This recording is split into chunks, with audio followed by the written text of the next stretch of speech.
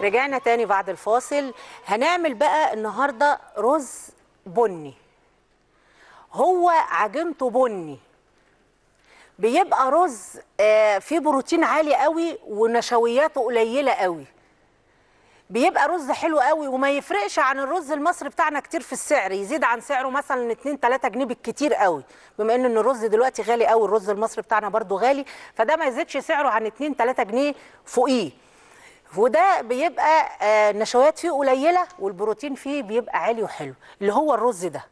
بص شكله عامل ازاي اهو. ده رز بني، ده ياكلوه المرضى ما يخافوش، ما فيهوش نشويات عاليه، ياكلوه اللي بيعملوا دايت عاوزين يخسوا ووزنهم يقل، خفيف على المعده، اقل حبه منه تشبعك. وطريقته سهله قوي، طريقته سهله وما فيهوش اي حاجه اهو. بصوا شكله عامل ازاي. وفي منه انواع، يعني مش هو ده تمسكي في الشكل ده، في منه انواع، بس هو بيبقى لونه بني. هنعمله وهنحط فيه برضو الوان حلوه، بما اننا ان الالوان بتخلي الصحه زي الفل. هنحط له شويه فلفل كده ملونين باردين برضو ما يضروش المعده، وشويه ملح وفلفل وبس. الرز ده لا بيتغسل ولا بيتنقع، النوع ده ما بيتغسلش ويتنقع. لكن في انواع تانية من نفس فصيله الرز البسمتي اللي هو بيجي لنا من السعوديه، بيبقى بيتغسل ويتنقع عادي، لكن ده ما بيتغسلش ولا بيتنقع خالص، هو عجينته كده. هنعمله بقى كده بسم الله الرحمن الرحيم، ولا يتشطف ولا اي حاجه خالص. هو شكله عامل زي المكرونه لسان عصفور، ما يتغسلش ولا يتنقع، اللي هو ده بيبقى عامل زي المكرونه لسان عصفور كده، بروتينات فيه عاملينه كده حلو قوي. تاكله اللي نفسه ياكل رز ومش عاوز يتخن او مش عاوز يتعب ياكل الرز ده. وموجود في كل حته، في السوبر ماركت موجود، في اي سوبر ماركت موجود، هتلاقوه علبه كده موجود، وسعره برضو مش غالي. هنحط شويه زيت بس صغيرين كده. يا ست طلال، استاذ طلال انا اسفه. يا فندم. اهلا حضرتك، ازيك؟ ازيك يا حضرتك يا فندم، اخبارك عامل ايه؟ اهلا بيك. انا بكلمك من الجيش على فكره. من الجيش؟ انت في الجيش؟ اه والله بكلمك من هناك على كده. ربنا انت مجند؟ اه مجند عسكري يا فندم. ربنا يا اخويا يرجعك لاهلك سالم غانم ويبقى معاك ويحافظ عليك انت وكل اللي زيك. على فكره بتفرج عليك وبتحبك قوي والله، اسمها نسرين. ربنا يا رب يديك الصحه وطولة العمر يا رب ويخليك لينا يا ست الكل. انتوا يا اخويا بتشوفوني عندكم في الجيش؟ ايه؟ بتشوفوني في الجيش؟ اكيد طبعا، احنا هنشوفك في اي مكان. يا صلاة النبي احسن، يا فرحتك يا غاليه. ربنا يخليك لينا يا ست غاليه. ربنا يا اخويا يرجعك لاهلك سالم غانم ويديك الصحه ويكفيكم كلكم شر ولاد الحرام. يا رب باذن الله، دعواتك معانا يا ست الكل. وربنا يا حبيبي ينصرك على مين يعاديك. اتجوزت ولا لسه؟ يا رب. ايه؟ اتجوزت ولا لسه؟ لا لسه طبعا. ان شاء الله تخلص جيشك على خير وتتجوز وتتهنى ان شاء الله يا رب، ربنا يخليك يا ست الكل. اما تخلص جيشك العروسه عليا. خلاص يا عم ان شاء الله اتفقنا. وحلت الاتفاق عليا. ماشي يا باشا اتفقنا. وبلغ الكتيبه كلها اللي عاوز عروسه يجي الغالي. كلهم بيتفرجوا عليك والله العظيم، بيسلموا عليك كلهم. والنبي انا مصدقه ان بتتفرجوا عليا في الجيش يا حلولي. بس احسن نتحاكم بقى خلاص. لا ان شاء الله مش هتتحاكموا ولا حاجه، اللي اتفرج على غالي ربنا معاه. يا رب تتكون. شرفتنا يا حبيبي، مش هطول عليك بقى. الف سلام. يا رب يا رب يا رب كل ولادنا اللي في الجيش يرجعوا بالسلامه سالمين غانمين لاهلهم بحق جاه النبي، يرجعوا لاهلهم بالف سلامه وما يحرق قلب ام ابدا على ابنها. امين يا رب. يا رب يرجعوا منتصرين يا رب. هنشوحه كده في شويه زيت صغيرين اهو. هنحط شويه الملح والفلفل، طريقته سهله خالص اهو. حيقوا بقى زي ما تحبوا انتوا، الحياء عينكم زين. والفلفل الاسود حبه صغيره، العيان او مثلا مش عاوز يحط فلفل اسود يحط فلفل ابيض، ما يحطش فلفل خالص، هيبقى حلو زي الفل برضه اهو. هنديله بقى التشويحه الحلوه دي اهو، ونديله العقد بتاعه سواء شوربه سواء ميه سخن. انا حاطه ميه بتغلي اهي، اطفي عليها، لازم سخن عشان ينزل ما يلتش. ومقداره بتحطه قد ما بتحط كوبايه رز تحط كوبايه ميه. بسم الله الرحمن الرحيم.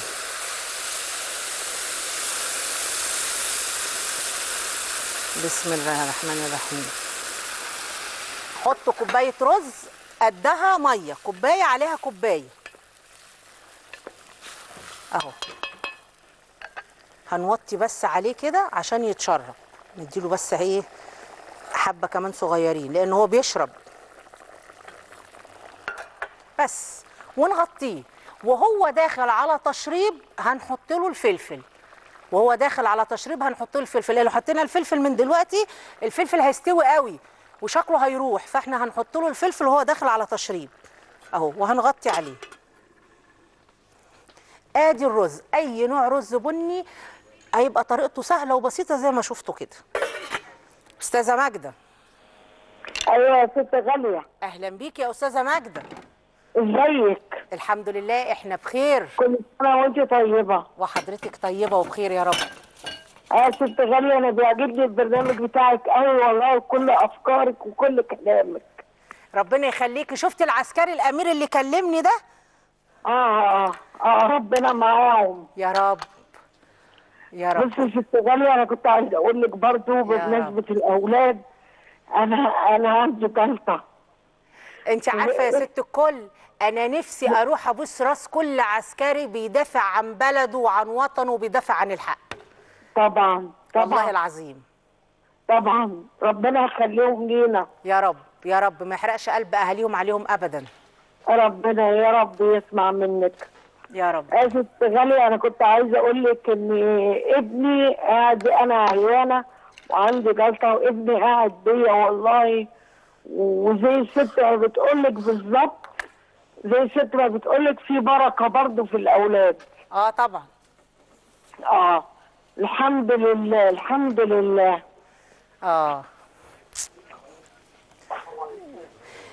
انت عارفه ان اي واحد زي ابنك كده قاعد بامه وهي مريضه، ما ده برضه بيبقى بطل. بالظبط. قاعد كده بيحميكي ويراعيكي زي العسكري اللي بيحمي وطنه بالظبط. بالظبط بالظبط والله. اي والله. ده يعني ما هي الام وطن، امال احنا بنقول ايه؟ ما هي الام وطن وحضن. ايوه الحمد لله. ربنا يا اختي يبارك لك فيه. الله يخليك يا ست. قولي لي اسمه ايه؟ يا خساره كان نفسي اعرف اسمه. طب ابعتي لي صورته. طب عاوزه اقول لكم على حاجه، انا نفسي اعمل حاجه بقى.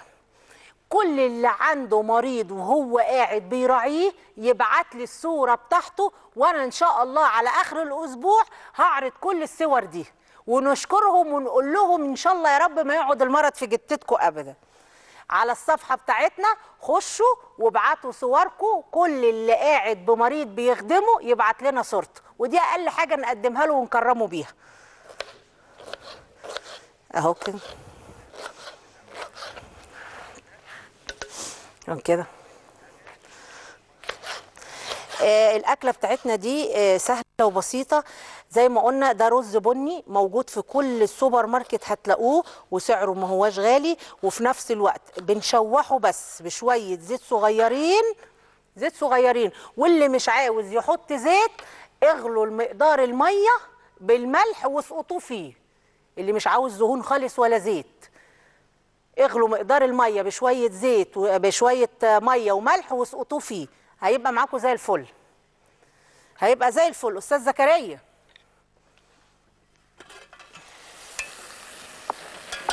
حاج زكريا. ازيك يا ست غاليه؟ اهلا بيك يا حاج زكريا. ايه الحاجات الحلوه دي يا ست غاليه؟ يلا بقى لو عندك حاجه حلوه بقى النهارده قول لنا عليها على طول.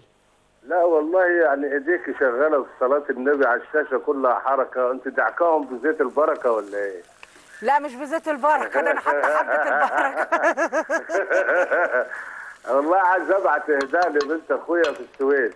يا اخويا انا كنا محتاجينك امبارح، ده انا امبارح لبست جوانتي عشان خاطر اعمل بالبيض، وقلت دي بقى اكتب يا زمان سجل يا تاريخ لا، غاليه لبس الجوانتي. بقول لك عايز ابعت اهداء لبنت اخويا وضعت في السويس.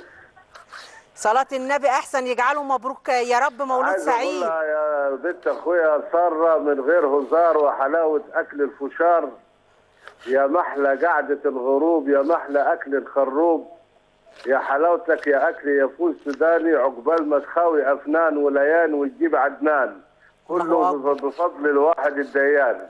الله اكبر، صلاة النبي احسن. جابت واد ولا بيت؟ ليان. ها يا حاج ليان دي زكريا؟ دي ليان بنت. جابت ليالي؟ لا ليان. ليام. هي معاها افنان. اه يا اخويا ومعاها احنا بنت ودلوقتي جابت ليان. صلاة النبي احسن. يا اخويا وعقبال ما الاسامي تجيب الجديدة دي عدنان حلوة. بفضل الواحد الديان. الف بركة والف مبروك، ويجعلها يا رب كده تقوم كده حجرها مليان. الله يخليك وسلمينا على الناس اللي عندك كلها. تسلم لنا يا حاج زكريا، شرفتنا. الف سلام. الرز لما اتشرب كده اهو هنبتدي نحط عليه الفلفل ونديله تقليبه، بس قيمه بس الفلفل كده اهو، الفلفل بس ياخد معاه تشريبه صغيره اهو. اهو عاوزه بس اروح عند الفرن ابص على السمك قبل ما اطلع فاصل. بسم الله الرحمن الرحيم. فاضل له سنه صغيره، ممكن نرجع من الفصل نطلعه، فان شاء الله يعني ايه هناخد فاصل ونرجع اقول بقى للمرضى شويه كلام، وخدوا من عبد الله واتكلوا على الله. فاصل وراجعين.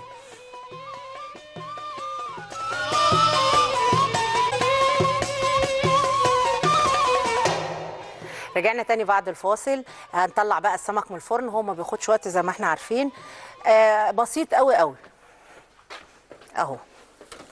بسم الله الرحمن الرحيم. بسم الله الرحمن الرحيم. الله اكبر. شوفوا بقى حبة البركة بتبقى فيه شفا شفا شفا وجميلة. بسم الله الرحمن الرحيم. سخنة قوي. ست ام عمرو. ايوه حبيبتي. ايوه يا ست غاليه. اهلا بيكي. اهلا بيكي يا حبيبه قلبي. اهلا يا ست ام عمرو. اول مره اتصل بيكي، بحبك بحبك بحبك، مش قادره اقول لك بحبك قد ايه. يا اختي من غير حلفان القلوب عند بعضها. الحمد لله. انت عامله ايه؟ الحمد لله احنا بخير. ياسين انت بخير؟ الحمد لله. الحمد لله والله بخير. الحمد لله. والنبي انا بقول لك عايزه ابعت سلامي لابن بنتي مروان وردينا، واقول لهم ربنا يحفظكم ويخليكم ويكفيكم شر العين. اللهم امين يا رب. ربنا يبارك لك فيهم وفي عمرهم ويخليهم لك يا رب، انت واحنا وامك لا اله الا الله، ويشفي كل مريض. اللهم امين يا رب. والفرح بنت ابني اقول لها يا رب يا فرح اشوفك عروسه واشوفك كده. والحمد لله انا معجبه بيكي قوي واكلك ومتابعاكي كل يوم. ربنا يديك الصحه. يا رب يخليك يا رب يخليك يا رب يخليك. انت اتفضلي سامعاكي. عايزه اقول لك على حاجه. اموريني.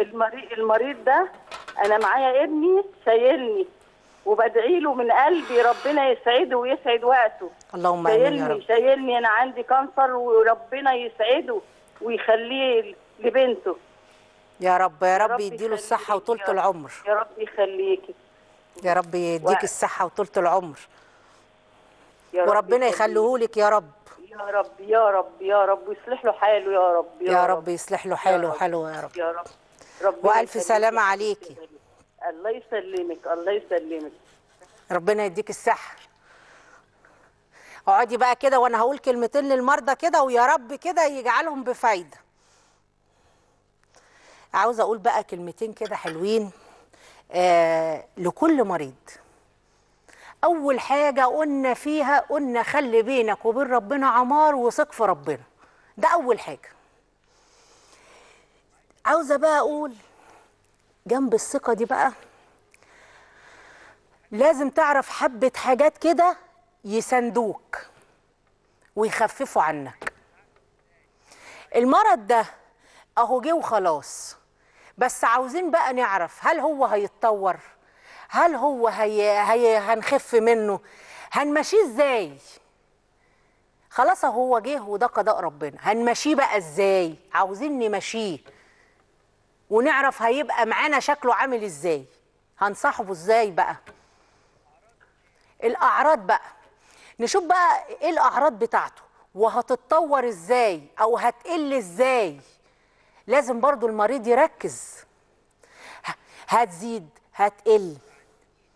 يعني لو لا قدر الله لا قدر الله المرض زاد، لازم تبقى مستعد وتبقى مؤهل نفسك كده ان المرض هيزيد معاك، وان يعني خلاص. وبعدين هتقعد بقى مع نفسك كده وتفكر، لازم بقالك قد ايه بتاخد دواء؟ هل الدواء عمل نتيجة ولا في حاجة تانية غير الدواء تقدر تعملها؟ يعني انا اهو بقول شوية حبة البركة دول شفا، ممكن نجربهم، مش هيضرونا، ولو نفعونا يبقوا خير. لازم تقعد تستف حياتك برضو، ما هو المريض برضو لازم يقعد يستف ورقه، لازم. واللي بياخد الدواء ادام بتاخد دواء لازم تاخده وتعرف اذا كان ليه اثار جانبيه ولا لا، عشان لو قدر الله حصل لك اي حاجه منه ما تتخضش وتبقى متفاجئ.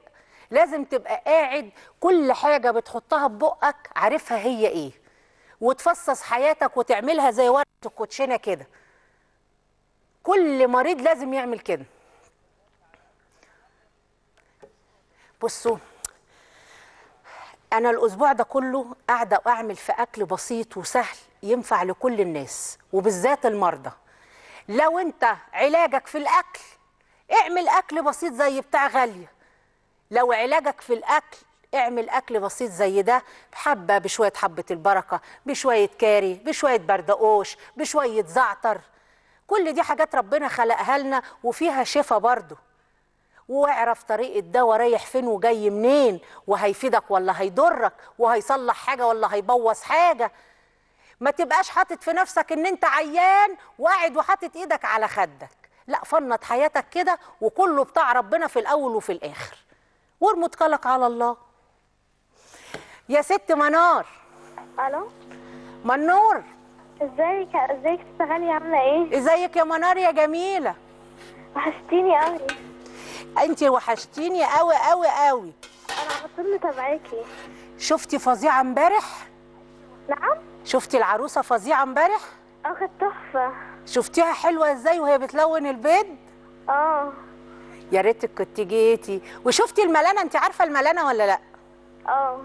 طب كويس، ده احنا في هنا بسم الله ما شاء الله لا المخرجة ولا المصورين كانوا عارفين الملانة. بجد؟ مش عارفينها.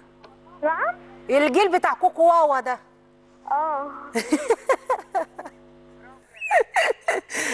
كل سنة وانت طيبة وبخير وبصحة وسعادة حبيبتي. شكرا ليكي. هنغرف بقى الرز. ادي معانا السمك، طريقته زي ما قلنا سهله وبسيطه، اللي عاوز دي تنفع للمرضى عشان ما فيهاش حاجات حراقه وما فيهاش توابل وحشه، بيبقى سهل قوي. السمك الفيليه انواع، في من اول الكيلو بيبدا ب 12 جنيه لحد وانتوا طالعين، اي نوع تحبوه. واللي يحب يعملوا سمك بولتي يفتحوا ويعملوا سمك بولتي، مش هيبقى وحش، يعني اللي يحبوه. هنجيب طبعا بقى، مش حبايبنا بقى في الخليج واخواتنا في الخليج عندهم السمك بقى الهامور والحاجات بقى، السمك احلى سمك في الدنيا، السمك عندهم لؤلؤ، ربنا يهنيهم. اما في السودان بقى، في واحده بقى من السودان بقى النبي عاوزه، قالت لي يا غاليه انا بحبك قد النيل. شوفوا بقى لما تحب غاليه قد النيل، مش عارفه اقول لك ايه يا ست الكل. انا بقى السودانيين دول بحبهم قوي قوي، ميتنا واحده وارضنا واحده ولوننا قريب برضو من بعض، واتمنى يجيني حد سوداني هنا يعمل لي الاكل السوداني. يا ست ناهد لو تجيني هنا تعملي لي اكل سوداني. وتحيه لاهل السودان كلهم، اهل السودان والخرطوم كلهم احلى تحيه، ده كفوفهم بيضه وقلبهم ابيض، وان شاء الله ما حد يفرق بينا ابدا ابدا. هنغرب بقى الرز. بسم الله الرحمن الرحيم. اهو. جالنا برضو سؤال على الصفحه بتاعتنا على الالوان بتاعت امبارح. الالوان دي سهله وبسيطه. عاوزين اللون البني بقشر البصل بتغلوه قوي، عاوزين اللون الاخضر بالسبانخ او بالجرجير، عاوزين اللون الاحمر بالبنجر، عاوزين اللون الاصفر بالكركم. فدي الوان طبيعيه ومضمونه وحلوه. مش حابين الالوان خالص، اعملوا للعيال البيضه كتكوت زي انا ما عملت امبارح، وبالف هنا وشفا. اهو كده، اهو كده. ادي الرز. مين معانا يا استاذه سوزان؟ معلش يا استاذه رحمه. استاذه رحمه، طب احنا اسفين يا استاذه رحمه، حاولي تكلمينا تاني. بعتت لنا على الصفحه مرات الاستاذ حسام، هي من الجزائر، وبتقول لي يا غاليه نفسي اجي مطبخك، ابعتي لي رقمك على الخاص وعينينا الاثنين تجينا هنا واعملي لنا الاكل الجزائري الحلو من ايديكي. هنقلب بقى كده. بسم الله الرحمن الرحيم. وبعدين تحيه للجزائر واهلها، ده اهل كرم. بسم الله الرحمن الرحيم. الرز البني الحلو ده ليكوا بقى لكل اهل الجزائر. الرز ده جميل وفيه بروتين وحلو قوي، وبيتحط له فلفل الوان وبيبقى شكله جميل قوي قوي، بالف هنا وشفا. شكله لوحده كده بيفتح النفس، تاكلوه بالف هنا. هي الست نور بقى صاحبتنا على الصفحه بتقول لي يا غاليه عاوز اسالك سؤال، هي زياره المريض صواب ولا واجب؟ والله يا ست نور الاتنين، الاتنين. من جهة الصواب فهي صواب، ومن جهة ان هي واجب فواجب. لو في مريض تنقري عليه كده وتسألي عليه، ان شاء الله تاخدي له هدية، لو شوية رز زي دول، لو طبق شوربة، لو اي حاجة، اي حاجة دخلت عليه على بايديكي كده فيها فان شاء الله حتى لو هتحطي صبت ملح، هي واجب وصدقة. الاتنين، الاتنين. في الاخر بقى احنا دلوقتي قلنا كلمتين للمريض وعلى وعسى يكونوا خير. اما اجي بقى اعمل العصير ده بقى هنقول كلمتين للي بيزوروا المرضى. هعمل النهارده عصير سهل قوي. هنعمل عصير بروكلي، عصير بروكلي بالجوافه. هو جوافه وبروكلي ونعناع وعسل ابيض، جوافه وبروكلي ونعناع وعسل ابيض، بس كده.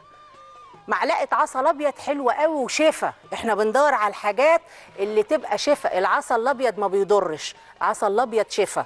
والبروكلي انتوا عارفين ان البروكلي والقرنبيط ولاد عم، والاتنين بيمحوا السرطان والعياذ بالله وزي الفل. والجوافه فيها فيتامين سي عشان البرد وبتقوي المناعه وتخليكي حلو، والنعناع بينعنع المعده كده وبيخليها زي الفل. فده عصير فيه الفايده كلها. هناخد فاصل ونرجع نعمل العصير ونقول الكلمتين الحلوين للي بيزوروا المرضى. فاصل وراجعين.